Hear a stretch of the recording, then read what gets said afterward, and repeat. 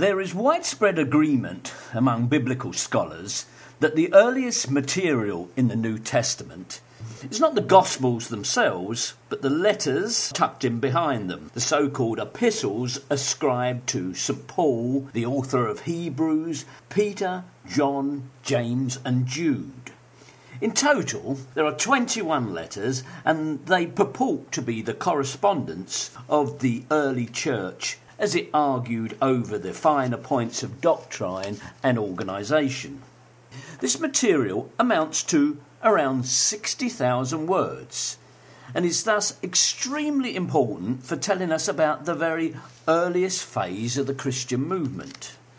The writers are supposedly companions of Jesus himself, or, in the case of St. Paul, someone who received regular guidance in visions and dreams from Christ in heaven.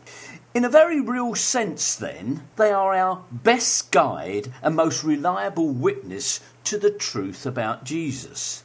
So what exactly do they tell us?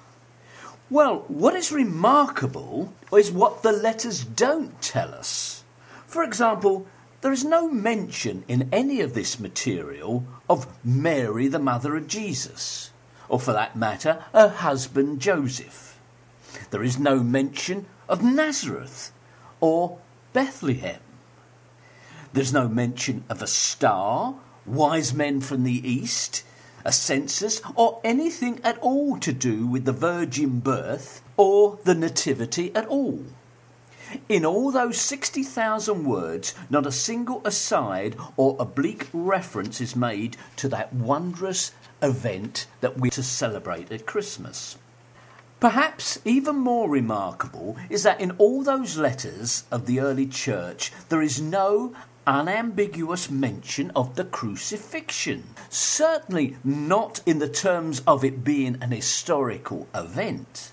There is, for example, no reference to the crucifixion. Though Paul uses the word crucified, it's true, 11 times. As in, for example, in Galatians, where he writes, "Before your very eyes, Jesus Christ was clearly portrayed as crucified." Now note those words, clearly portrayed as crucified. Is this a reference to the crucifixion story that we read in the Gospels? It sounds very much more like a theatre production of the type of sacred pageant that was common in the ancient world. Now, Paul also uses the word cross several times, but never makes reference to 3 crosses on a hill, for example. There's no word about Jesus' arrest. The only time that Paul uses the word arrest is in reference to his own narrowly escaped arrest in Damascus. There's no reference in the epistles to a trial, except that Paul refers to his own trials in the service of the Lord. Not one of the letters mentions Gethsemane, or the Mount of Olives, or Calvary, or the tomb.